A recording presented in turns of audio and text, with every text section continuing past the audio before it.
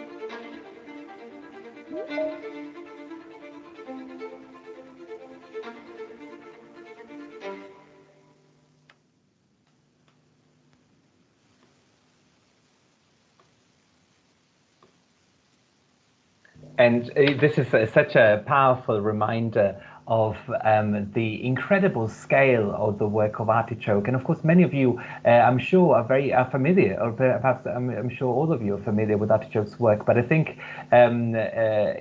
for many of us, we might not necessarily have realized that so many of these projects that really have become nationally and internationally famous. They were all made through Artichoke's hard work.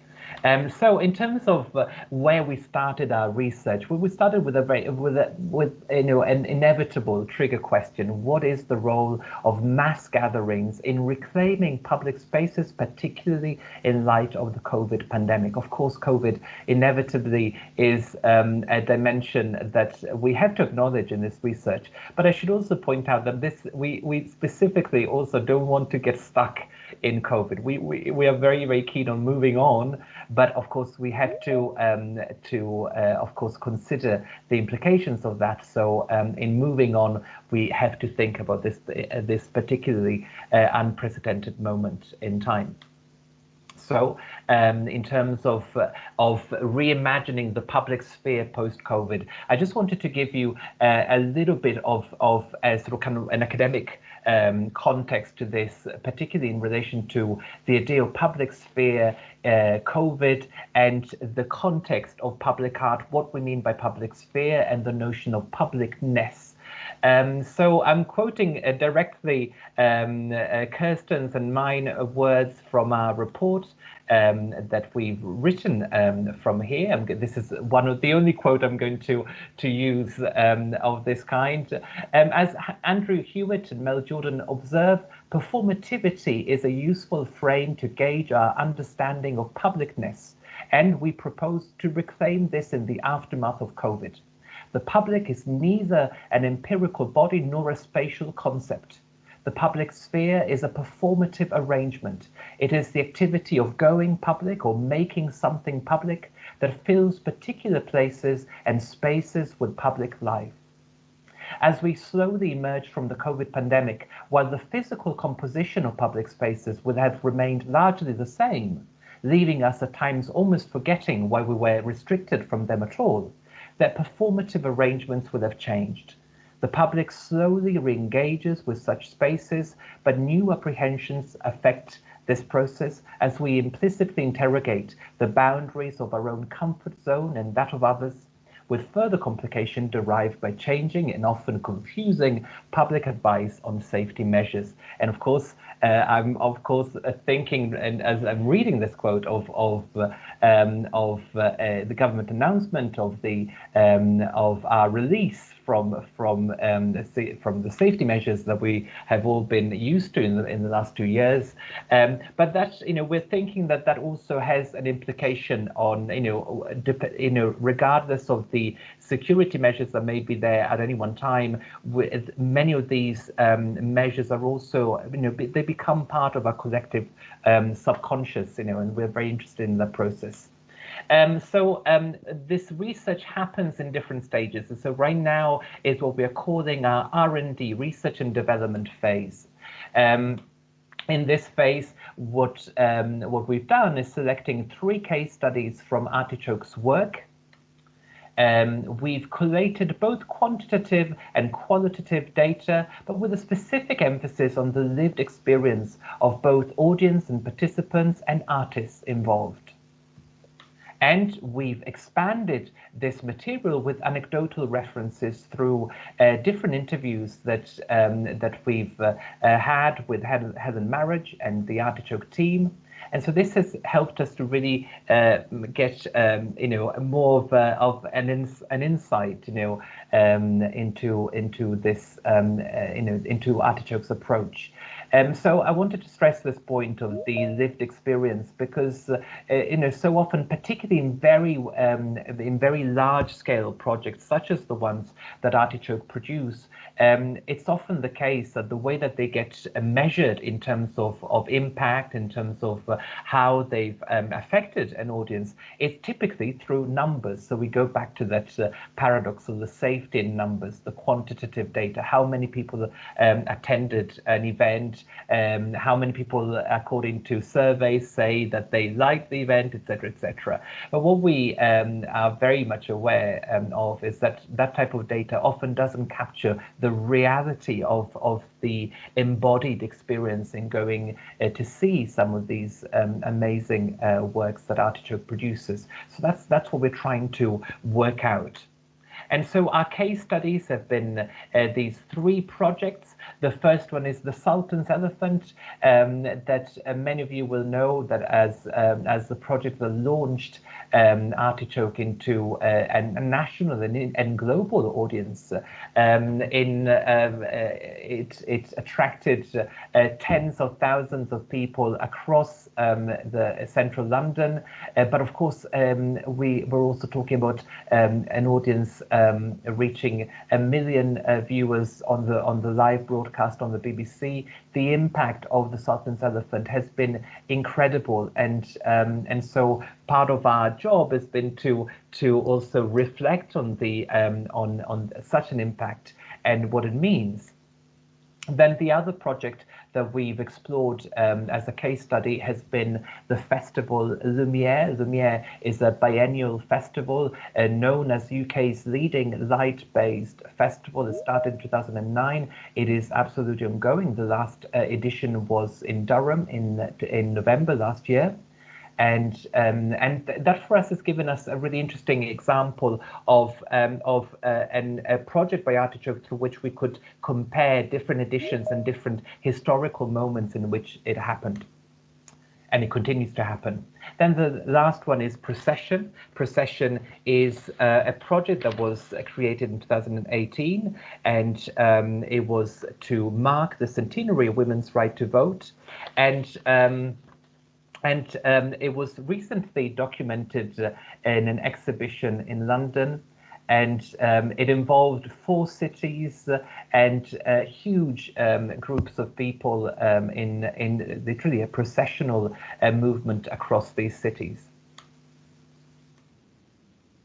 So as we explored these questions, these case studies, we wanted to narrow down the questions. And so we started to come up with these more specific research questions. So looking at these case studies, in what ways have these flexibly adapted to given public spaces?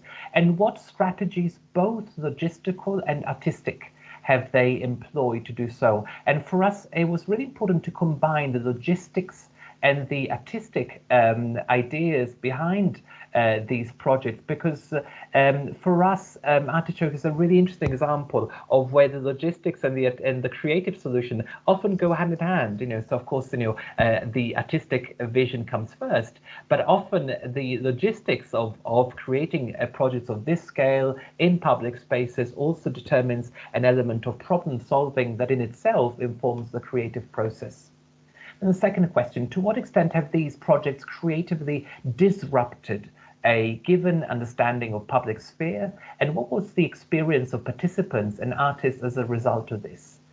So this notion of disruption, we use this a lot in Kirsten and my reports, and we talk here about creative disruption. It's a temporary disruption of the city in order to reimagine the city, and we like this kind of disruptive rebel dimension to Artichoke's work.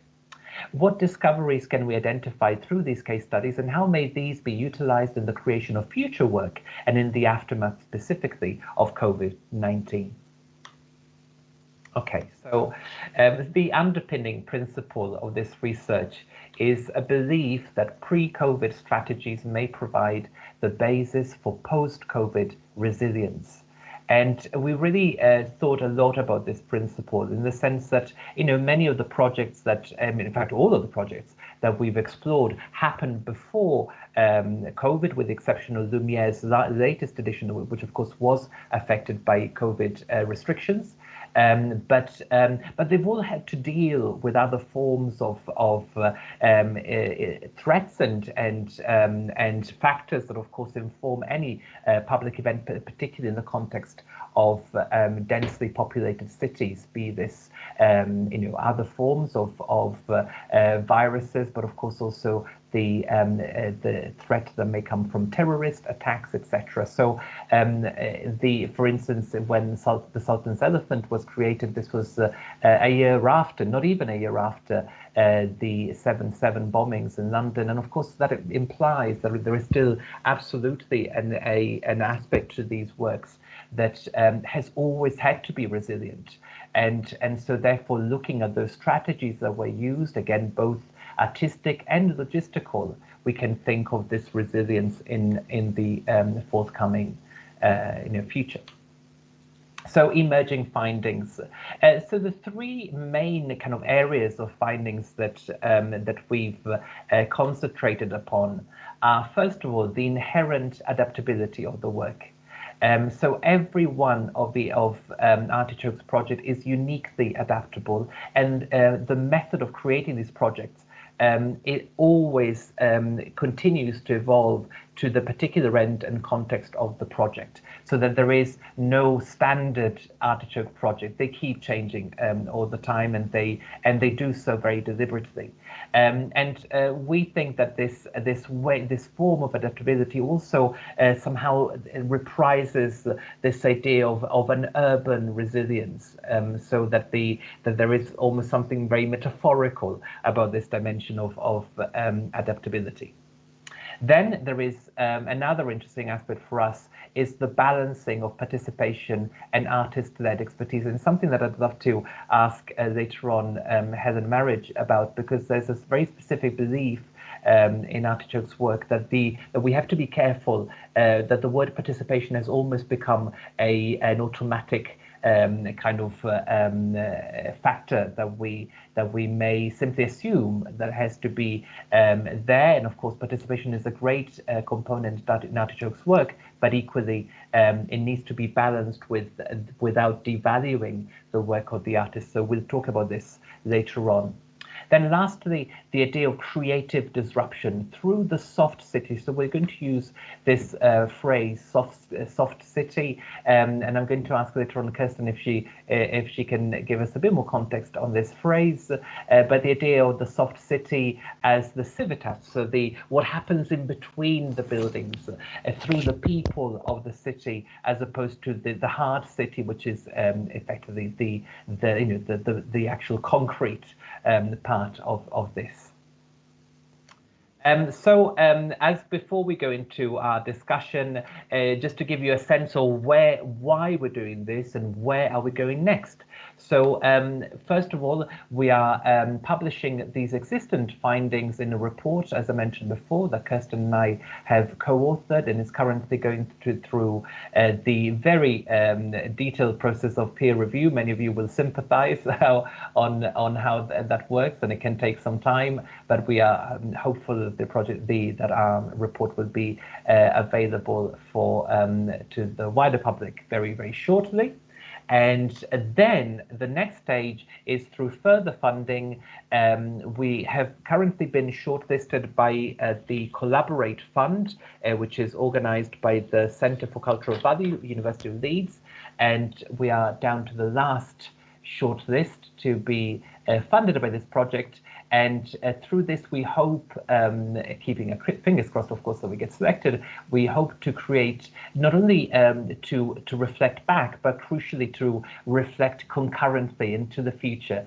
And hopefully with the creation of new research tools that might include a digital resource, a part archive, part map to be used again in concurrent and future projects.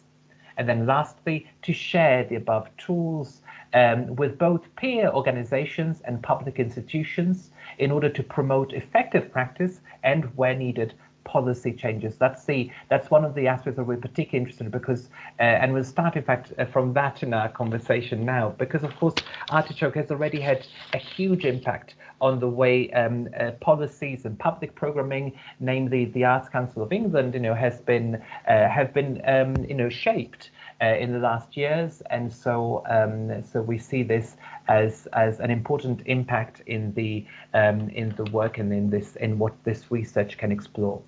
Okay, so I've done my slides. I'm going to stop sharing now, and okay, so I'm back in the room. Okay, so first of all, I'm going to I should say that Helen, Emily, and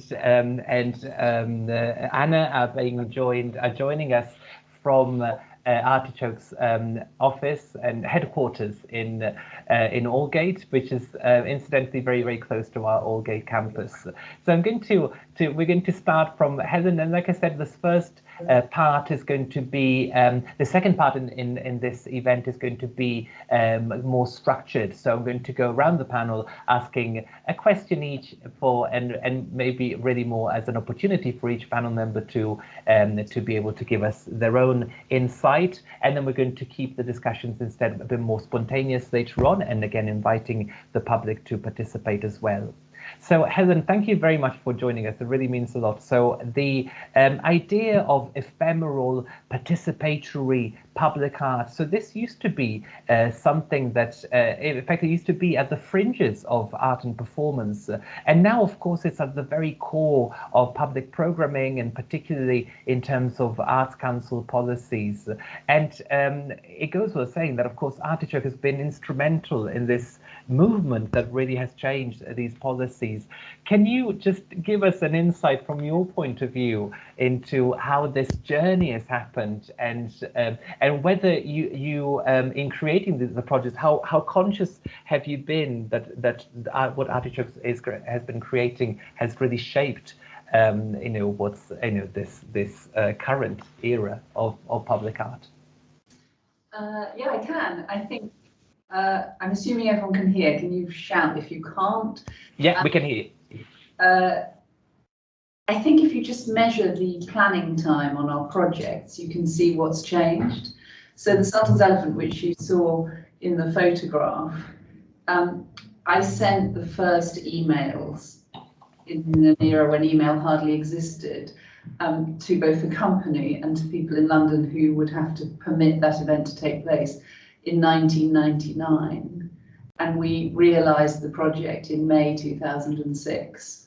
And it took 7 years to persuade, not only to raise the money, which at that time seemed enormous, it doesn't now, it was about 1.3 million.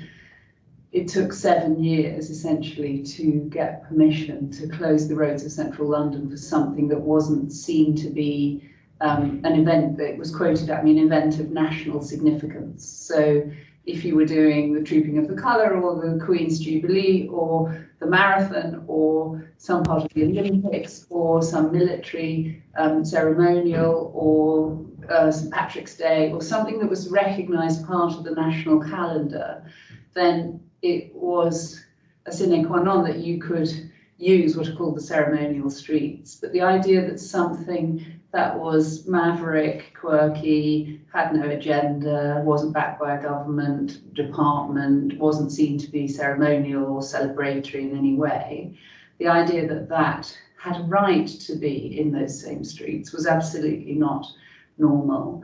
So that 7 years of work to persuade the public authorities that that was an okay thing, that was very, I think if I'd known at the beginning that it was going to take 7 years, I probably wouldn't have done it. But once you're in that sort of washing machine of, meetings and all of that stuff, you can't stop somehow. And then actually to achieve it and the triumph that it was, I think you might have been mistaken at the beginning. It was 1 million people on the streets, not a million. Sorry, just I was, as I was saying it, I was thinking actually, did I get this wrong? Because of course, and there was many more on in the live broadcast. So 1 million of actual people in the city. That was also interesting. There wasn't really a live broadcast. We made all the news outlets But I did, in fact, talk to all the commissioning editors of all the television channels of the time, which there were 5, to see if somebody would actually help us document it, broadcast it, whatever, and everyone just couldn't understand what we were talking about or why it would be interesting. So there was a 40-minute thing on Sky Arts. I can't remember one of the more minor channels, but actually it was a live event for a live audience that absolutely came out of nowhere. So and the aim of our work is always to look spontaneous, even though it isn't. It's highly planned and everything is sort of thought through. There are always things that happen that you don't anticipate. But if your question is, did I anticipate myself that the Sultan's Elephant was the beginning of a movement or even the beginning of a set of activities by us? No, I thought we set up the company to do that one project. And then really unusually, Arts Council England came to see me, very unusual, and said, if we gave you more money, could you keep doing this? Also, I mean, it's not a world that anyone would understand now. So I was actually quite reluctant, but sort of thought, well, we could give it a whirl and see. It's quite a hard thing to come down from if you start with a project that's as impactful as that. Yes. But so I said yes, and here we are 16 years later, still doing things that set benchmarks in a way for that use of public space. And I've always been interested in the really interesting thing is the conversations, that 7-year conversation about about how to do it. And what I realized maybe after 4 years, 5 years, was there was a mindset amongst the public authorities who were all really great people that said, we don't want to take responsibility for saying yes to this if no is the right answer. So there was a sense in which I was trying to persuade people to do something that they absolutely knew was outside their own remit. And what everybody wanted, including me, was for some grown-up to say, yes, please go ahead. And what I realized after 4 years or so was that nobody was ever going to say that, because nobody could imagine what we were talking about. So I always say this when I do talks, the one thing I would offer to people as a solution to that kind of problem is eventually going to this meeting, 4 years in, regular meetings, saying, this thing that we said we were going to do, it's happening on these dates, and I really need you to help me. And what happened in the room, well, 2 things happened. The person taking the minutes wrote the dates down, so when the minutes came out, it said the Sultan's Elephant, whatever it was, whatever the dates were, so that made it real. But everybody in the room tacitly accepted that somebody else must have said yes, and therefore they didn't have to. And I did that too. I realised that all this time I'd been waiting for them to say, yes, we permit you to do this. And nobody in that room, the bus planning manager, the London Underground person, the Westminster City Council, the Diplomatic Protection Service, the 25 guys in the room who sort of control the reality, the day-to-day reality of what does and doesn't happen. None of them felt that they had the authority to say, yeah, this sounds like a good idea. So by pretending effectively that somebody had said yes, everybody stopped saying no. And the question, which was, why would we do this, became, why wouldn't we do this? Which is a completely different question. Sure. And therefore, as a partnership between us, Artichoke, which was tiny at that time, and all those public authorities, there was a compact that said, well, okay, why wouldn't we? Can we make this happen? Yes, we can. That took another 2 years, but that was a really interesting move from a negative to a positive. And it did change the way people felt about the use of public space, because, this conversation is about the arts and culture and its access and impact on public space. But the reality is that in our cities, we use the streets all the time. It's just rare that the arts is the catalyst for that sort of disruption. So we do parades and we do hospital carnivals and we do races and we do 10K. We do all those things because we think they're normal. But the normality for the arts is that it lives inside a dedicated arts building behind the walls and, is a discrete thing that only people who know about it go to see. And the minute you bring it out onto the streets, it's sort of illegitimate and a bit disruptive. Yeah. That's an interesting place to be politically as well as socially. Can we just explore this a little bit more, Helen? This idea of that disruption, because as Kirsten and I have been researching your work, that really came across as embedded in a way that's different from a protest or kind of mode, but it's always there, and that temporary disruption through which we reimagine a place. How important is that for Artichoke, and why? I think somebody once said, "Oh, Artichoke, you're disruptive innovators." I think that's true. I think that we don't accept that a city, particularly a city, but other public space as well, is simply for shopping and traffic. Mm-hmm. And that's the compact that we've all made. We all want to get the bus to work, and we want it to be on time, and we don't want there to be any sort of interruption. But I guess our contention is that you can sometimes, periodically, interrupt those routines, the machinery of the city that is saying, you're a cog, you're going to work, you're coming back, you're going shopping, you're coming back, you're going to school, you're coming back. You can interrupt that with something that is so delightful and extraordinary and life-enhancing, that those routines suddenly become unwanted, immaterial. We had a conversation with Transport for London over a project that we were doing, and we were arguing about whether we could close the roads in central London on a Thursday night. And the conversation went a bit like this: well, you can't interrupt the commuters. So I said, okay, what time is that? And they said, well, that's 5:30 to 7:30. And then they said, and you can't interrupt late night shopping. And I said, okay, what time is that? And they said 7 o'clock to 8:30. And I said, okay, and they said, and you can't interrupt the nighttime economy. And I went, okay, what time's that? And they said 10 o'clock till midnight or beyond. So I said, okay, so it's an hour and a half. Okay, and they kind of went, And I said, the thing is, guys, we like to think of all those people you've described as the audience. Mm-hmm. They may think they're there for a different reason, to shop, to get home, whatever. But when they see this wonderful thing, most of them, not all obviously, but most of them will be enchanted and will want to stay and won't mind that they've missed the bus. I mean, and we can demonstrate that that's true.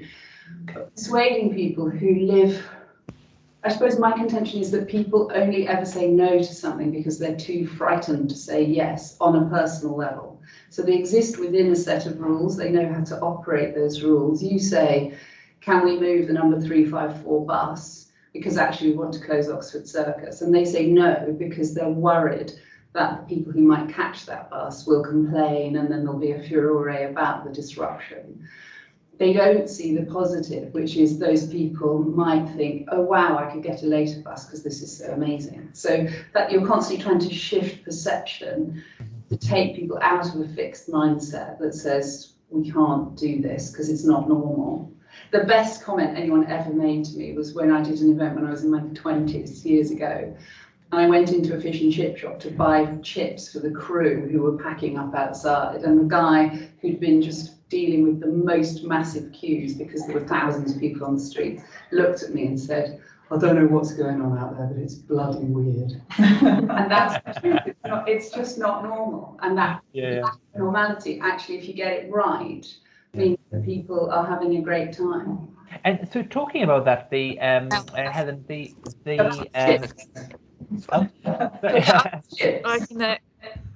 in our mind map. So I see what you mean. Yeah, because I always want to play with dimension, like an idea of time. Oh, I think there's some noise happening in the background.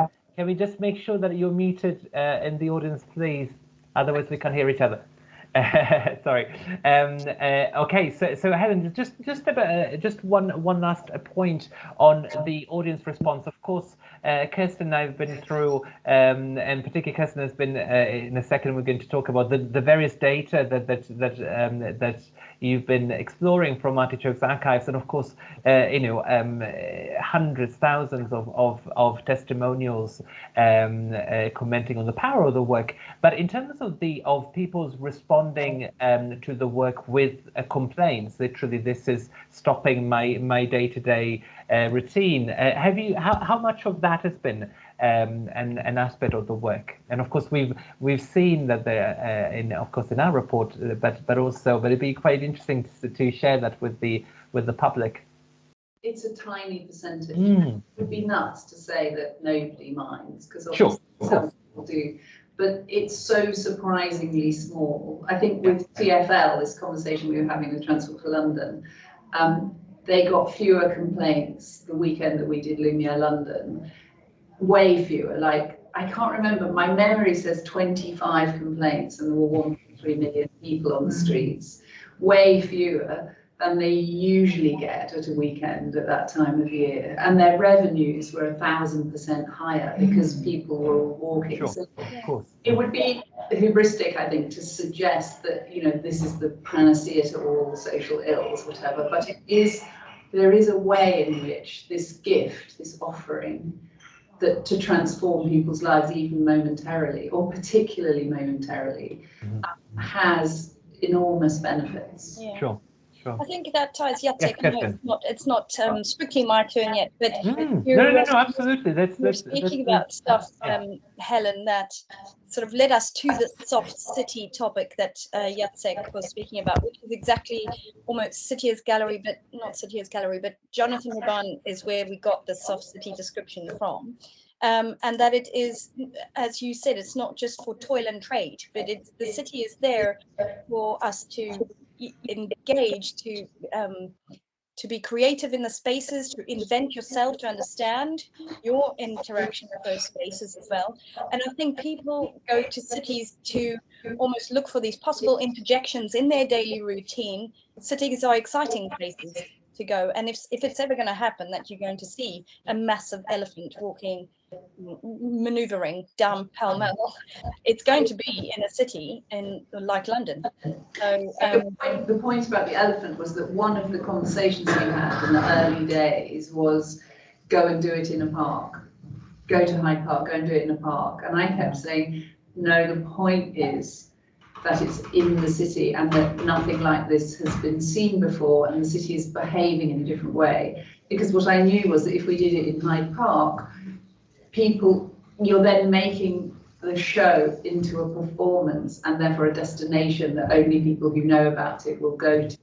Whereas if you can't drive down Piccadilly because there's a giant elephant in the way, you're getting to people who would never normally think that this was something of interest to them. Yes, and it's that circumstantial interaction. And also, if you're in a city, you're automatically around loads and loads of people. And then if you see people en masse moving in a certain direction because someone has pointed to something happening in the distance, you start wondering what's happening, and you almost like move along to see what it is. But I think with Sultan's elephant, I love the story you tell about how it was all a secret in Battersea Power Station, and the hardest part was just to kind of hide the whole thing and then just release it into the public. We couldn't do it today because well, Battersea is no longer Battersea, but it was a huge industrial derelict site, and they gave it to us for a month, and we worked there, sort of not quite under cover of darkness, but we worked there without any visible announcements. We weren't publicising the show, and obviously the trains go in and out of there. People must have seen it, but there was no social media. So the thing about, you have to remember 2006, I remember on the first day my partner Nikki came back to the hotel and said, oh my God, there are 76,000 photographs on Flickr. And I said, as a teenager today would probably say, I said, what's Flickr? Yeah. It just wasn't, social media just wasn't a thing, but there were 76,000 photographs, and people were texting each other photographs going, you must come and see this. But now it would be uncontrollable because social media would catapult it into a different sphere. Of course. Yeah, but that's also what led us to work through the multitude of case studies that we could possibly use for comparisons and analysis in this report. So, for me, for us, when we went through it, the choices we made for the 3 case studies was so that you could offer an understanding of the different zeitgeist, the different timeline, that different type and degree of engaging the audience. But the fact that it was these 3 case studies, Sultan's Elephant 2006, and what was happening in terms of tech at that time, then 2009, and then 2018 for Processions, which was our third one. And all of them are different, but when we speak about adaptability... Sorry, Kirsten, just a second. I think we're having a bit of an echo from the room, I'm afraid. So if we can keep just lovely. Sorry, no, keep going, Kirsten. That's okay. It's just, it highlighted the adaptability for us, because that Artichoke uses in its way to present its projects, and adaptability to what is offered at the time in the year, in the space. For example, 2006, there was no social media that we speak of today, whereas when you get to Processions, all the social media aspects were used as a preempt, to expose what the project was going to be beforehand, and start drawing in audience engagement as a preemptive part of the not preemptive, but as a pre-process to it. So that for us highlighted the adaptability, because it's moving with the times. Definitely. Yeah. And so, Kirsten, if you just can expand a little bit on this point. So obviously, your role in this research has been together with obviously co-authoring a report, but also has been to really go to navigate the material, the archived material that Artichoke shared with us. And so what was that experience, particularly because we're talking about that difference, that range of data from again, the quantitative data that we might expect, how many people, how many audiences, et cetera, but also to the very to the much more subjective and often far more interesting, far more telling experiences from both audience and artists. What was your experience in navigating that? So I would say first overwhelming, and then complex, and it was surprisingly so.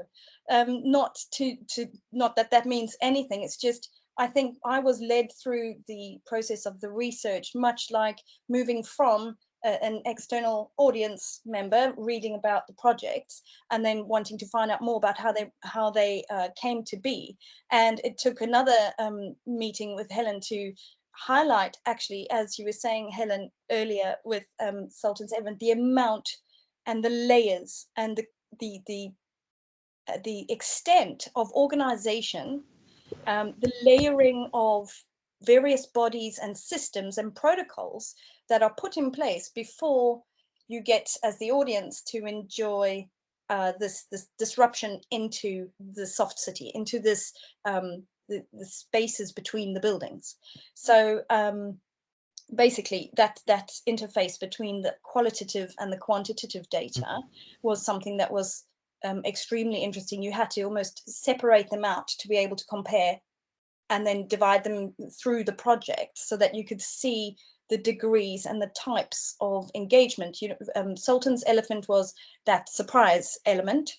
And then Lumiere is working with education programs and artists, and there's a run-up. And this concept of the city as gallery, as you were saying, Helen, normally if it's not a public art, it's behind the walls and in a gallery, whereas these artworks are using the city as gallery.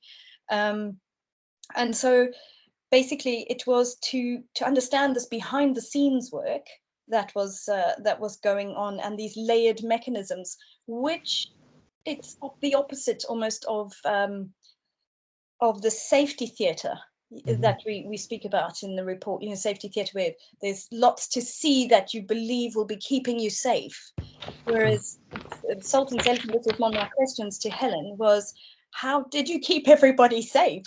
There's millions of people on the streets, well, over 1 million on the streets, but the first thing, this was post 9/11. Yes, it was. Before, no, sorry. It's straight after the 7. But it's just after, Helen, wasn't it 9 months after? Yes, the 7/7 attacks, yeah. Yes. So 7/7, sorry. So it's 9 months after that. So there's heightened, a response to re-engaging city space en masse in numbers.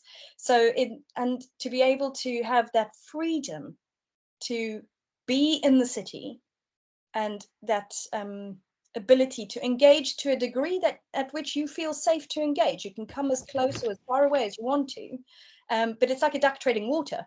There is so much. Helen, I think you explained bronze level silver level, gold level. I think we need to, yes, let's unmute the room. That were running in the background, but anyone could walk up to this elephant.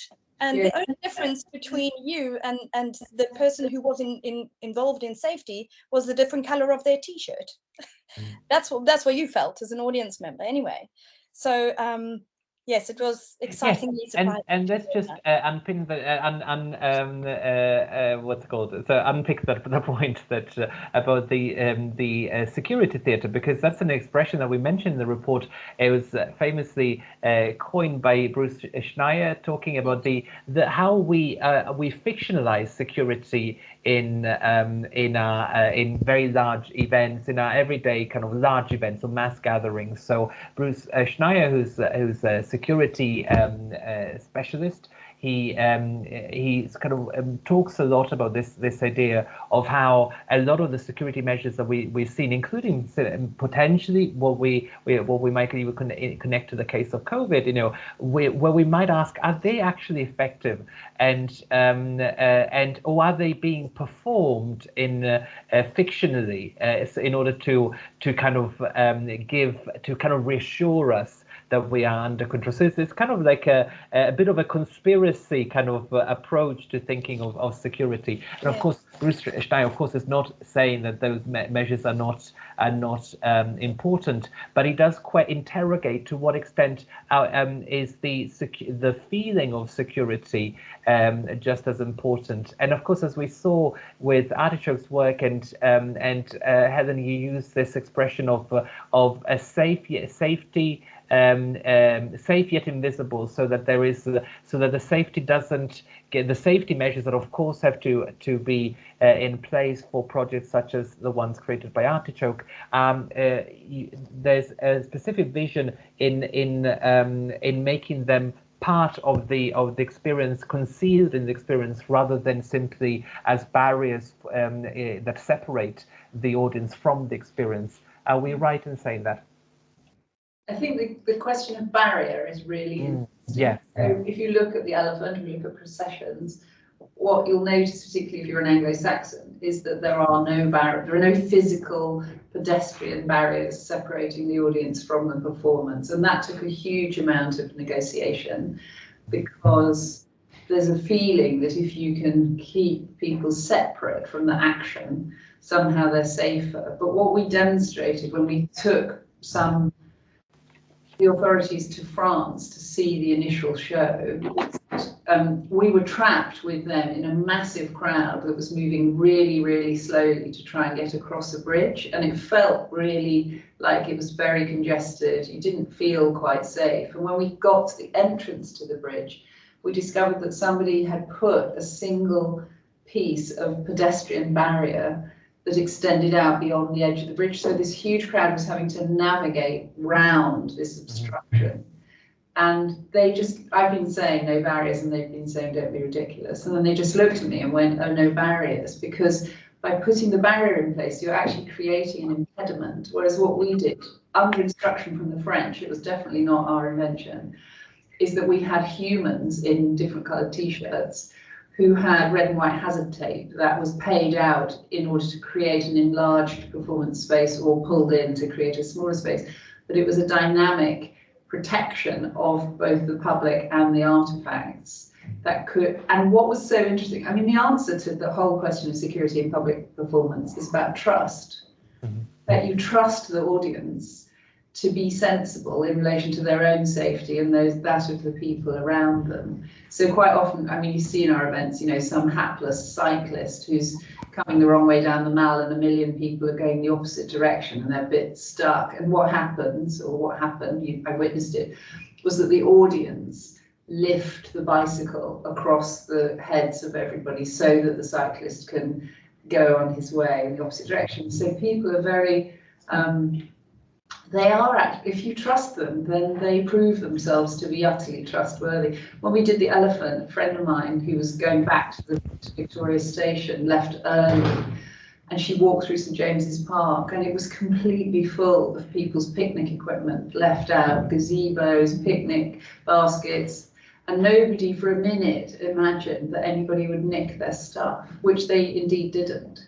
because everybody was so engaged in being this welcoming crowd.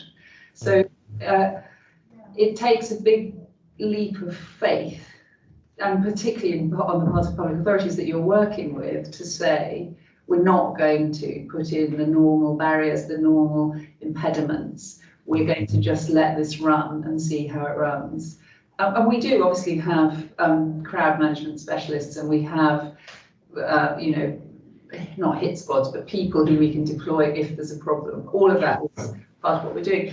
But you would never see any. You know, when we did Lumiere London 18, the security alert in London was at its highest. Yep. We spent £1 million on security. I would defy anybody who went to tell me what that was spent on, because you couldn't see it, although it was absolutely everywhere. And we were monitoring everyone's safety, and we were, you know, we do things, something called HMV, hostile vehicle mitigation, HVM, where we're blocking roads so that were a van to try and drive into a crowd, they couldn't get. We do all that, it's all planned, it's all there, but you just don't notice it. Brilliant.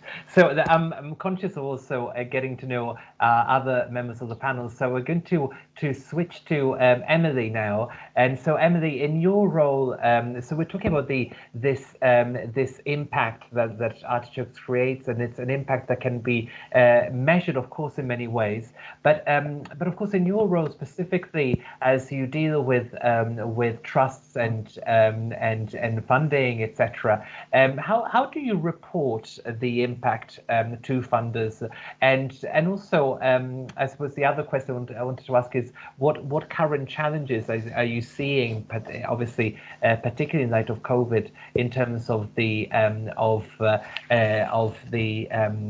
relationship with funders at the moment, and really making that, you know, the point, really emphasizing the point of the importance of this type of project.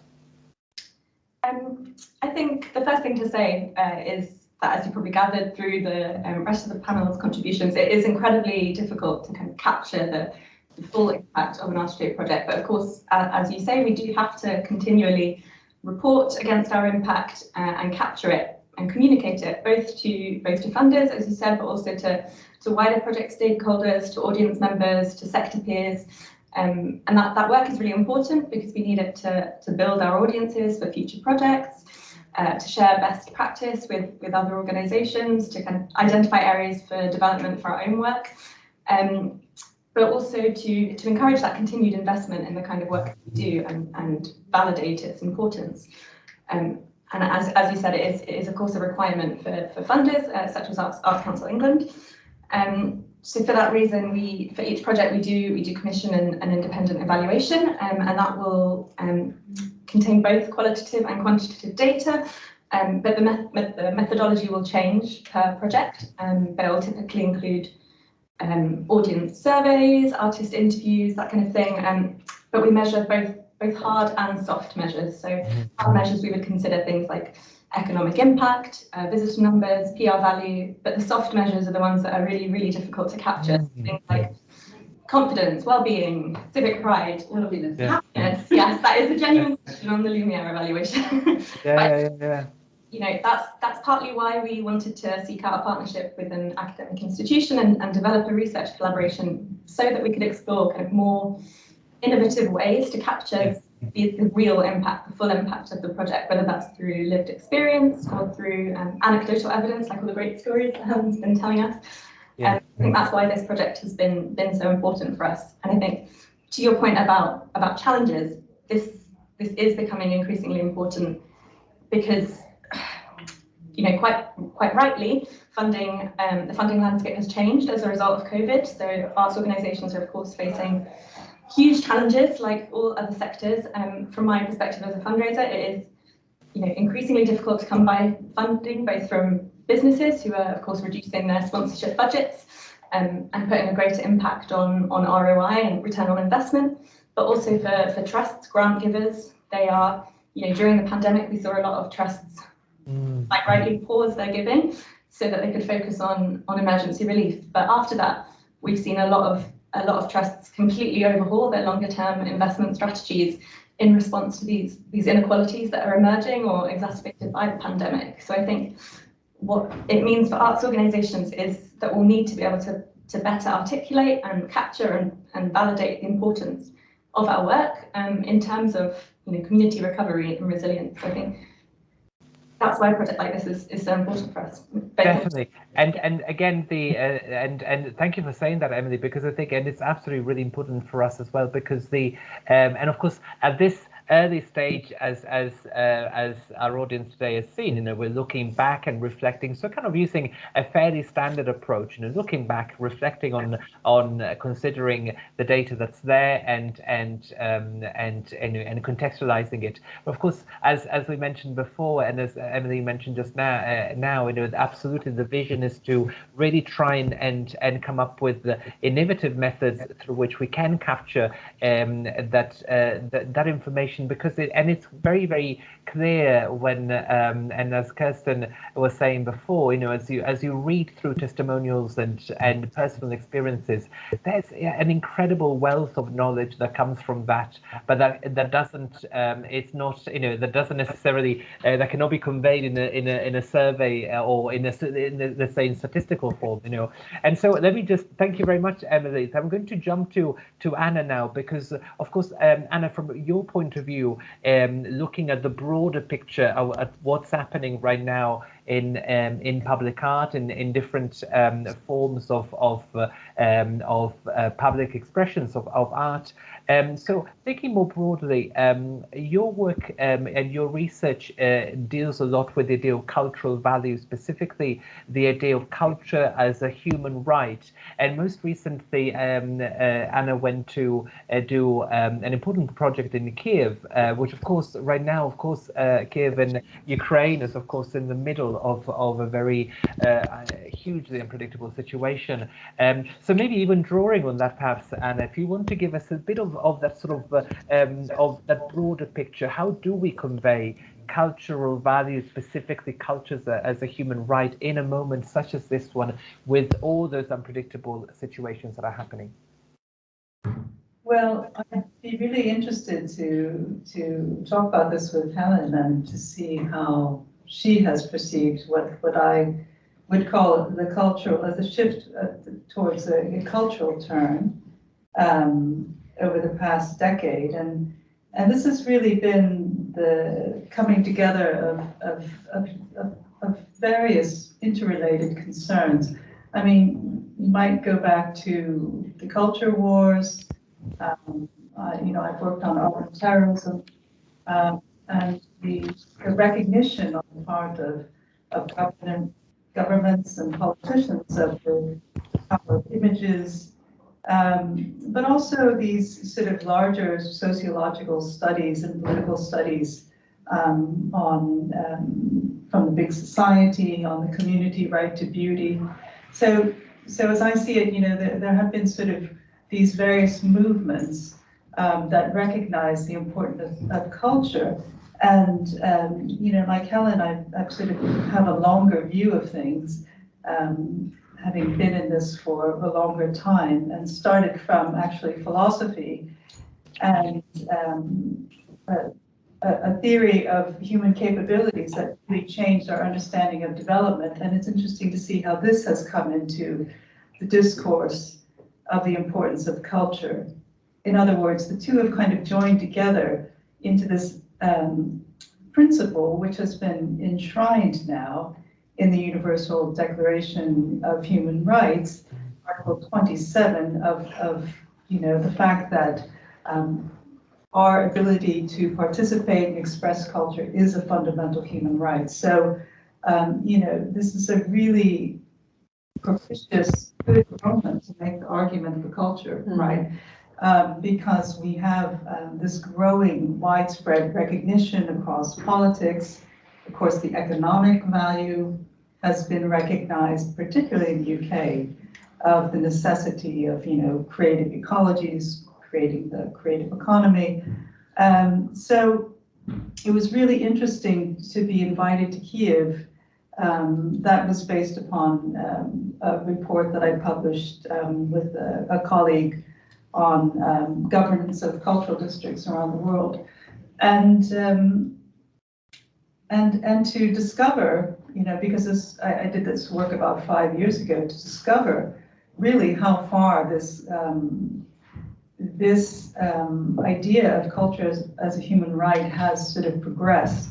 So in 2020, the Rome Charter was published, which enshrined the right to participate freely in the cultural life of cities, is absolutely, you know, central to what it means to be a citizen.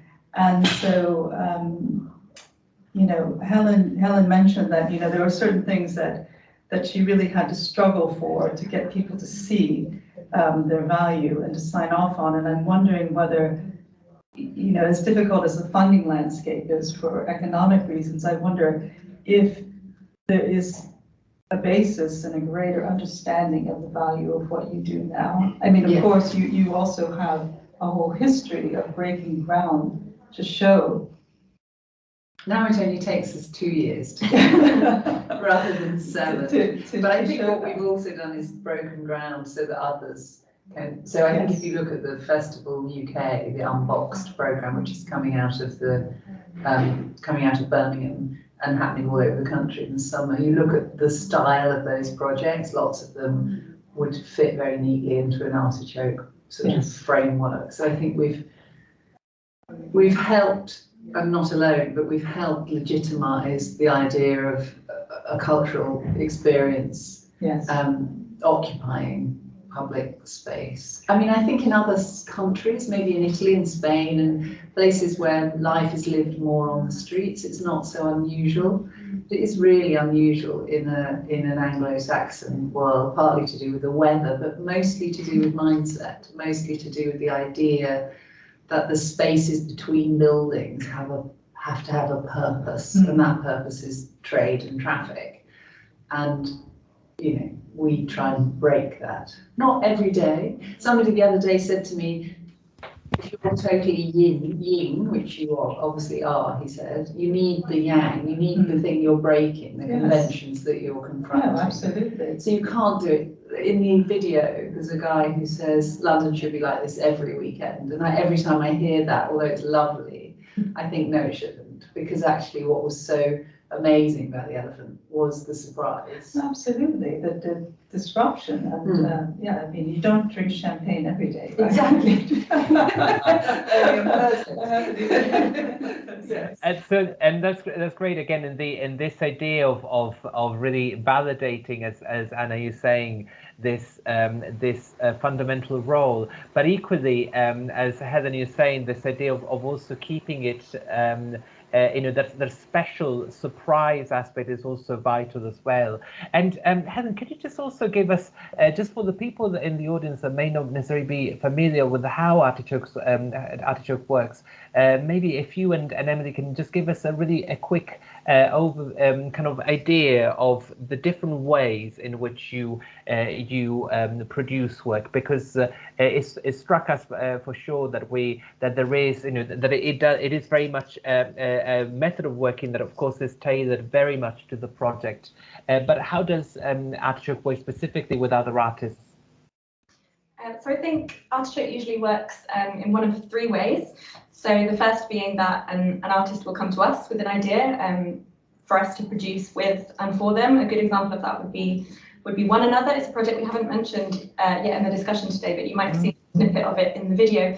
So it was artist Anthony Gormley came to us to produce his commission for the 4th plinth back in 2009, which saw, I think it was 2,400 people take to the plinth for an hour at a time over 100 days and nights.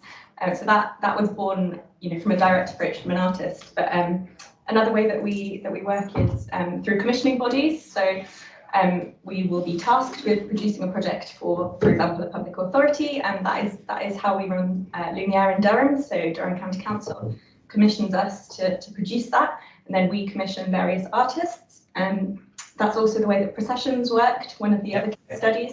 So 1418 Now, which is the UK's, which was the UK's arts programme for the First World War centenary, commissioned us to produce processions, which, as you said, was a celebration of 100 years since the first UK women won the right to vote.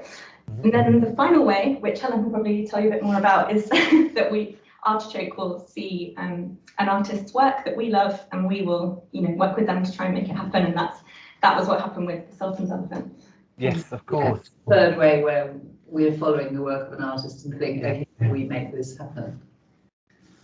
Brilliant, and what an incredible opportunity for that artist to be given. Yeah. I mean, somebody did once say to me, "I feel I've been artichoked," which I don't think is a compliment. So I think there is a question around the work of artists.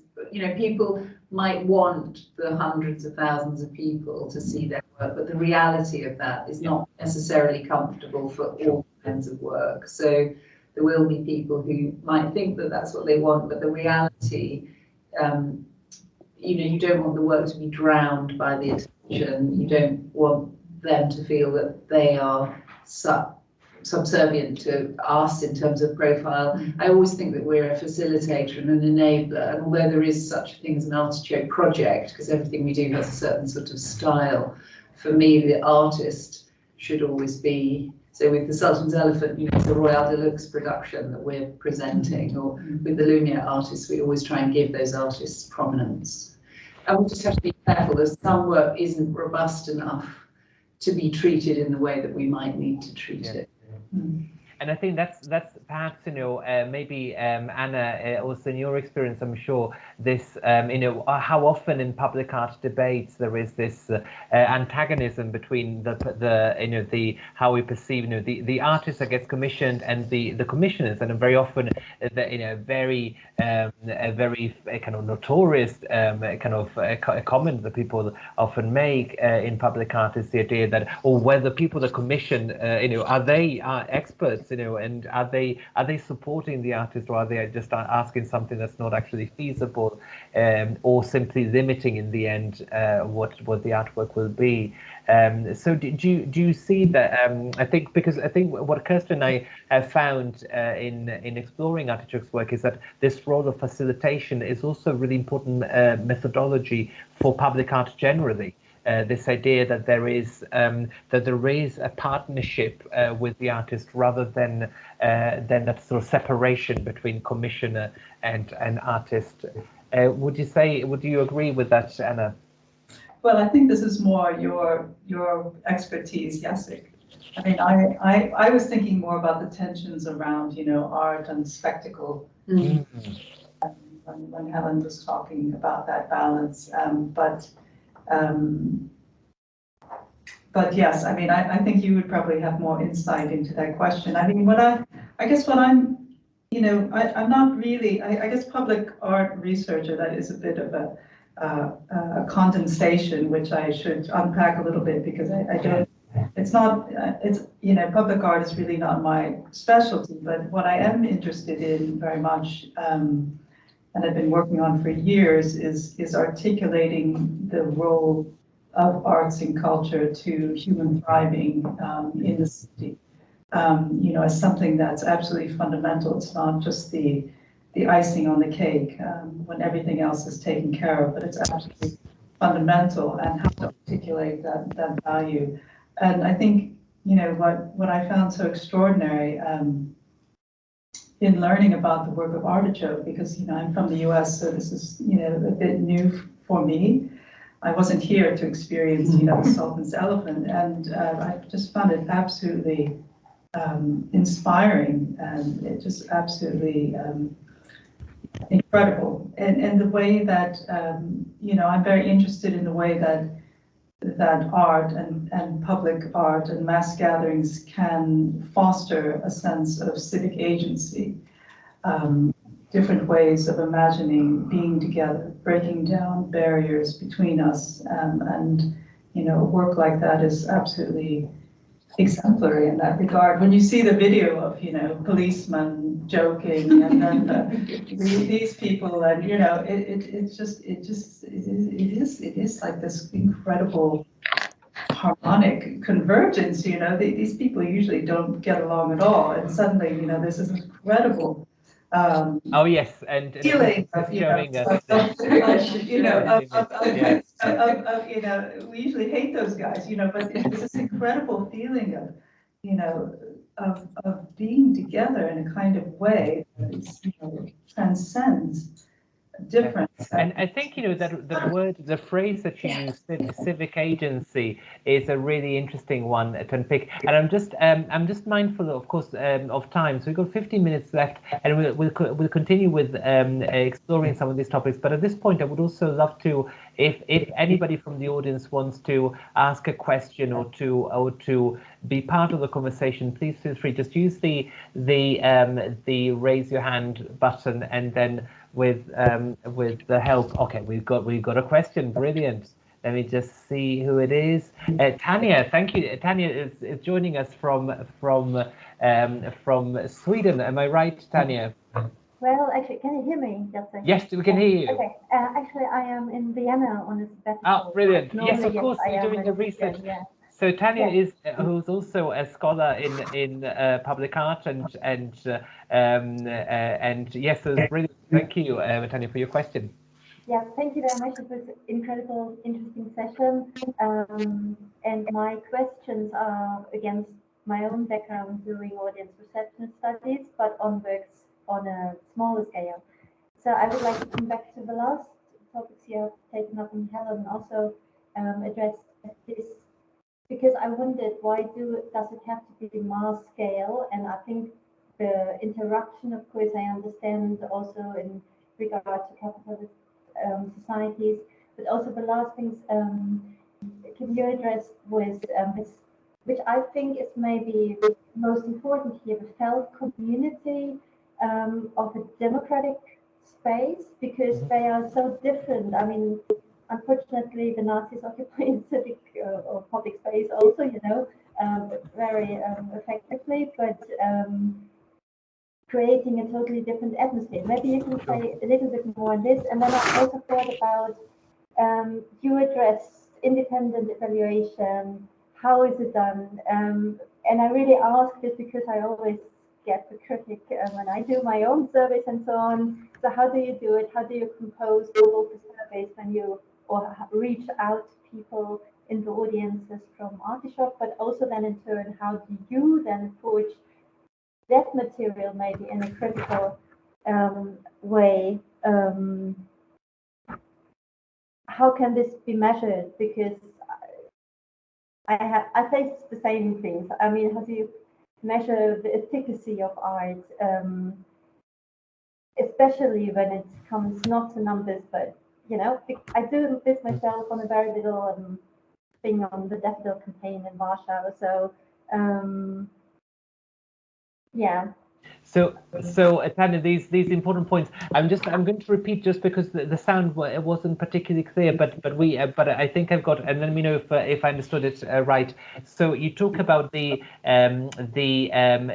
idea of there is an element of the democracy of the space in this sharing of public space, which of course, as you rightly point out, of course we also have other examples in history where public space were also occupied or disrupted, but in a very different implication. So how do we how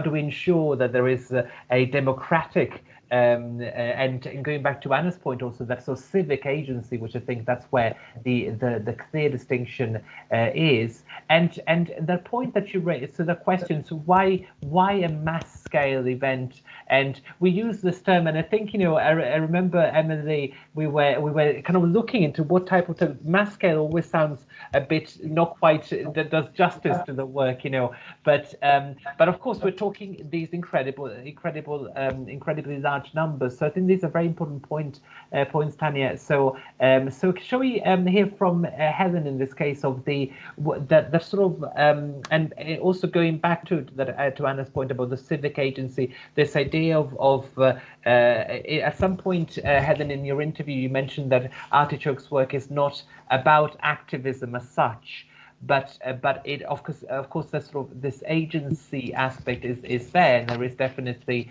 a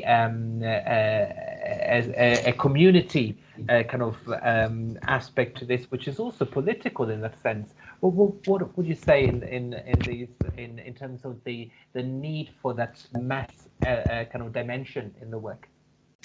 I guess it's about, why mass? Because it's so much more fun, is what I'd say. Why not? I think that the power of it is what is so interesting. So if you do something on a granular level on your, on the doorstep or in your local street, that can be incredibly valuable to those people who encounter it. But it's never going to change the world or change the perception that this work, this imagination of an artist, has legitimacy in terms of the places where our societies have conspired effectively to determine what is and isn't appropriate there. When I was negotiating over the Sultan's elephant, somebody said to me, this was in relation to using a particular street, which I will leave to your imagination, that it was an infringement of the dignity of the ceremonial route. So that tells you, in that sentence, there's a lot packed into that, which is that this is a space that is dignified by its associations with certain things, ceremonials that we as a society consider important. And this thing that you're doing is an insult to that sense. So why big? The thing about the elephant and the negotiation, 7 years of negotiation, it would have been an absolute disaster if I'd turned up with an elephant-sized elephant. It would just absolutely not have justified the effort or the argument, which was there are things that can't exist within a park or within a theatre or that need to be seen, and they are using the city as a theatre. The city is the stage. And what was interesting about Royal Deluxe, who are really have a 30-year history of doing this stuff, is that if you invite them and if you want them to work in your city, the city has to compromise. They won't compromise the show. So that, you can't say it would be so much more convenient if you could go down this street rather than this street. They'll just refuse to perform because what they know is the power of their work to move people and to change people. So why huge? Because the work that I wanted to do, and you have to remember that in 2006, I didn't think I was contributing to a movement. I was just doing a show that I felt I wanted to produce. Everything else has spun out from that. And then so I think that it is really important that you're demonstrating artists' power to reimagine the world. Mm-hmm. And that, our world is big, and that when it works, that is a big thing to attempt to do. And it is, the challenge is just huge, which is partly why it's so adrenaline fueled and terrifying. Nobody should imagine that we do this stuff without being petrified all the time. That's the risk taking that we talk about. Yes. But I think it's so interesting, as an academic, intellectual theory person, to see what you uncover in the process, these invisible, the things that are not visible to us about, this is actually an elite place where you're not allowed to do that. So the road I'm talking about is the road between Admiralty Arch and Buckingham Palace. Sure. And that, if you drive down it, you think it's a road. But if you're in the planning of London, you know that it's the front driveway of Buckingham Palace, and there are things that can happen there and there are things that can't happen there. Yeah. And so the whole madness of our city. So if we had to unscrew a chandelier from Admiralty Arch because it was hanging too low to get the little girl to pass through. Any of you who've seen the website will know what I'm talking about. And we had to take the chandelier down, which was entirely possible, except that 3 sides of Admiralty Arch are controlled by the Mayor of London, and the 4th side belongs to the royal household. So Helen is showing us. Kirsten is showing us an image. Yes, Helen. From both authorities, and so all the way along when we were doing stuff, we were saying, oh, that's Westminster City Council, oh, that's the Mayor's Office, that's the Royal Household, that's the Norwegian Property Company. You were unpicking the way that London's structures work, and we think of it as if you think about the politics at all, you think London Mayor overseeing the whole of London, and then you think boroughs, Westminster, Islington, Camden, whatever structures. But there are structures that nobody sees, which are the landowners who've owned the land for hundreds of years. There are all kinds, there are Friends of Hyde Park, there are all kinds of interest groups and stakeholders and owners that you have to navigate your way through in order to make something like this happen. Yes, I mean, that's what I mean. The knowledge and your understanding of those mechanisms and the city is so valuable. And that's why I think, coming together as researchers with this rich knowledge base, I mean, it's just the things that you've learned and discovered. And so we had one piece in Lumiere London in 2016, which was in St James's Square, which is a little square off Haymarket. In order to put that piece into place, single installation, we had to have 23 individual pieces of permission. I mean, it was painstaking to put all that together, and that was just one of, I think, 40 different installations that we did. But it's sort of worth it to understand this jigsaw of a place that we live in, where our lives and what happened, it is controlled, and we're able occasionally to break those mechanisms of control and to create this outpouring of joy, everyone hopes, and then it all gets put back together again. But the most brilliant thing is that nobody ever forgets. Definitely. I'm really conscious of we've got 2 minutes left, so we've got one last question from Matthew. Matthew, you got a question? Hello. I'll try to make it as brief as possible. Hopefully everyone can hear me. Yeah. Thank you so much, Jacek, for setting up this event and hearing more in depth from the Artichoke group.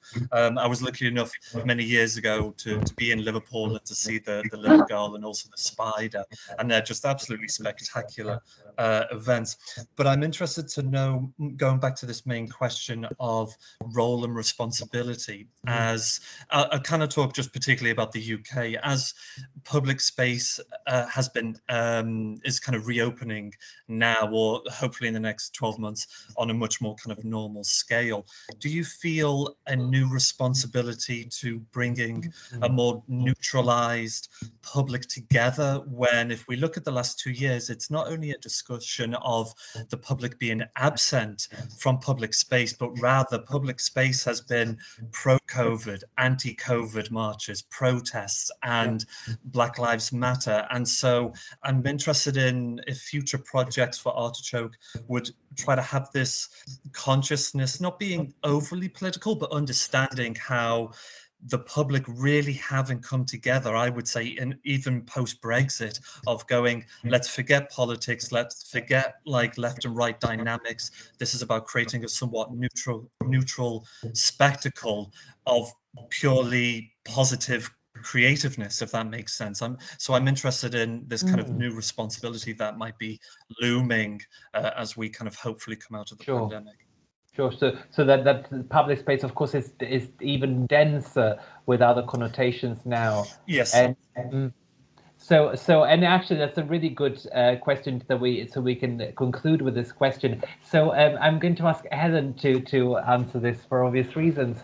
But what are your thoughts on this consideration? I think that we've always lived alongside protest, demonstration, other civic manifestations of group action.